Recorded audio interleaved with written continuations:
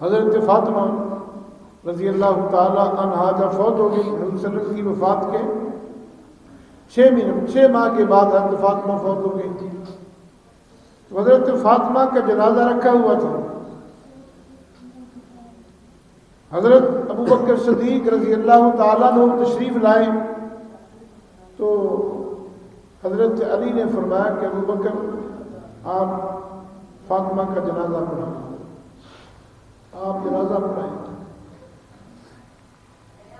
حضرت ابو بکر صدیق نے فرمایا کہ علی یہ فاطمہ بیٹی نبی کی ہے, بیوی تیری ہے, حسن حسین کی اماں ہے,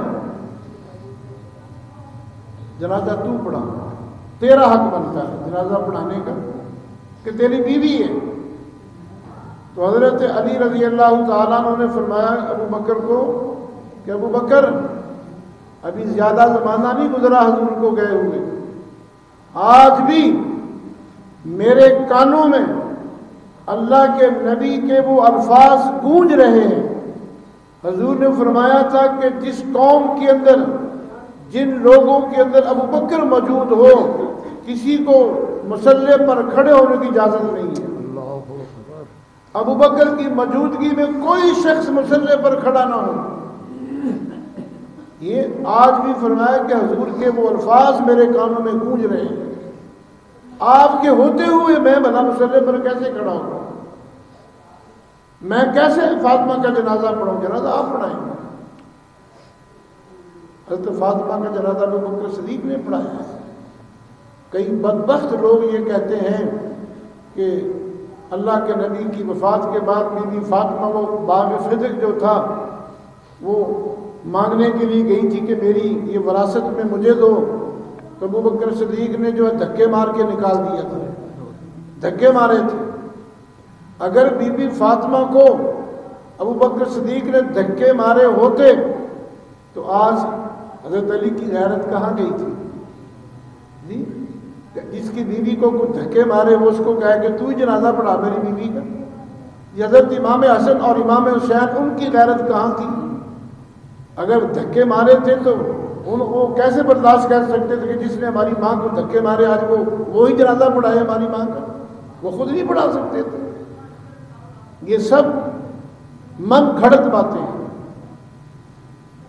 بی بی فاطمہ گئی تھی لیکن ابو بکر صدیق نے فرمایا تھا کہ میں نے اللہ کے نبی سے یہ سنا ہے کہ نبی علیہ السلام نے فرمایا تھا کہ نبی وراثت نہیں چھوڑتے, درہم اور دینار اور دنیا کی جو دولت ہے نبی یہ نہیں چھوڑتے.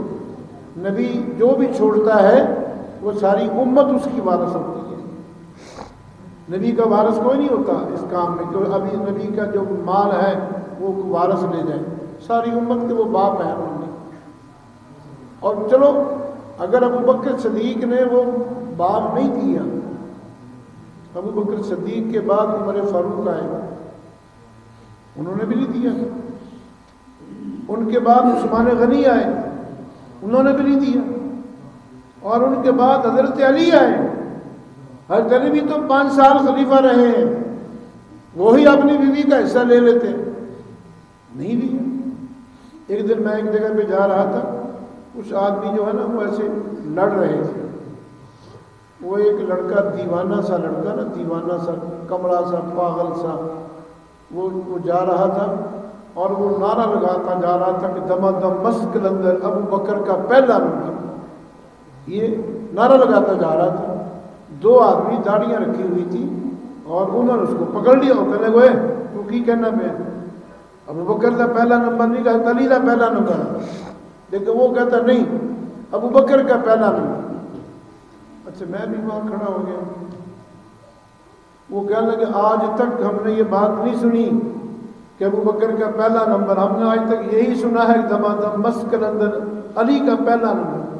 تو غلط کہہ رہا ہے. وہ کہتا نہیں میں صحیح کہہ رہا ہوں. دوبارہ میں نے بھی ان کو سمجھایا. میں نے کہا بھائی پہلا نمبر تو ابو بکر کا ہی ہے. خلافت میں اللہ کے نبی کے بعد خلیفہ ابو بکر ہے. پہلے خلیفہ تو وہی ہیں, اس کے بعد دوسرے خلیفہ عمر ہیں, تیسرے عثمان غنی ہیں, حضرت علی چوتھے خلیفہ ہیں. اور حضرت علی رضی اللہ تعالیٰ عنہ ابو بکر کے پیچھے نمازیں پڑھتے رہے ہیں 2 سال تقریباً 3 مہینے ابو بکر رضی اللہ تعالیٰ عنہ کی خلافت ہے. تو حضرت علی نے اور امام حسن حسین نے حضرت ابو بکر کے پیچھے نمازیں پڑھی ہیں. تو میں نے کہا تو انہوں نے تسلیم کر لی ابو بکر کی خلافت مانی ہے تو ان کے پیچھے نمازیں پڑھی ہیں. اس کے بعد عمر فاروق کا دور 10 سال ہے. 10 سال انہوں نے حضرت علی نے حسنین کریمین نے حضرت عمر کے پیچھے نمازیں پڑھی ہیں تو ان کو خلیفہ مان لیا. اس کے بعد 12 سال انہوں نے حضرت عثمان غنی کے پیچھے نمازیں پڑھی ہیں ان کو خلیفہ مانا. تو چوتھے نمبر پہ علی کا نمبر آتا ہے. بہرحال یہ غلط جو ہے نا غلط پروپیگنڈا اس کا اثر اتنا ہوتا ہے کہ لوگوں کے دماغ دل پہ اثر ہو جاتا ہے. اب لوگ یہ جو غلط نعرے لگاتے ہیں جماعت مسک اندر علی کا یہ ملنگ لگاتے ہیں.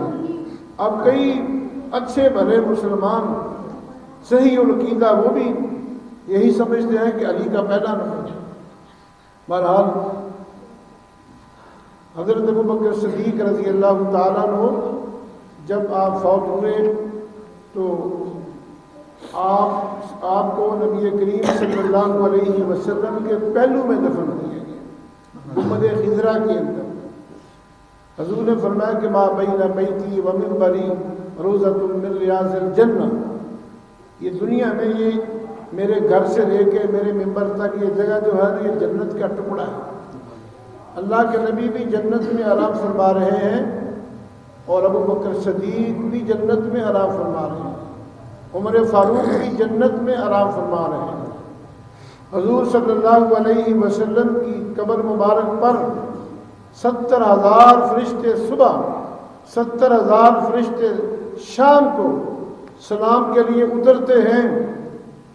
حضور صلی اللہ علیہ وسلم پر درود پڑھتے ہیں. تو یہ جو آپ کے ساتھ لیٹے ہوئے ہیں یہ بھی اس سے معلوم تو نہیں ہے ان کو بھی اس کا ثواب ملتا ہے. حضرت امام لاہوری رحمۃ اللہ علیہ سے کسی نے پوچھا حضرت بعض لوگ مرنے سے پہلے وصیت کرتے ہیں کہ میری قبر کسی اللہ والے کے پاس بنانا. تو قبر بنانے کا اللہ والے کے پاس کیا فائدہ ہے وہاں تو اپنے اعمال کام آئیں گے. حضرت لاہوری نے فرمایا کہ بیٹا یہ آدمی نا جو پنکھا لے کے ہوا کر رہا ہے مجھے یہ ہوا تجھے کر رہا ہے یا مجھے کر رہا ہے. فرمایا کہ جی آپ کو کر رہا ہے. فرمایا کہ یہ ہوا تجھے بھی لگتی ہے کہ نہیں لگتی کہ جی مجھے بھی لگتی ہے. کیوں؟ تو میرے پاس بیٹھا ہے. میرے پاس بیٹھنے کی وجہ سے تجھے بھی ہوا لگ رہی ہے. اللہ والوں کی قبروں پر خدا کی رحمت برستی ہے. تو جب اللہ والوں کی قبروں پر خدا کی رحمت برستی ہے تو جو پڑوسی ہوتے ہیں وہ بھی محروم نہیں ہوتے. بلکہ بعض دفعہ تو کسی قبرستان میں کوئی ایسا اللہ والا ہوتا ہے کہ اس کی وجہ سے سارے قبرستان والوں کی مغفرت ہو جاتی ہے. تو اللہ سے دعا ہے کہ اللہ تعالی ہمیں ابو بکر صدیق رضی اللہ تعالیٰ عنہ کی طرح اپنی جان مال اولاد سب کچھ دین پر قربان کرنے کی توفیق عطا فرمائے. وآخر دعوانا ان الحمد للہ رب العالمین.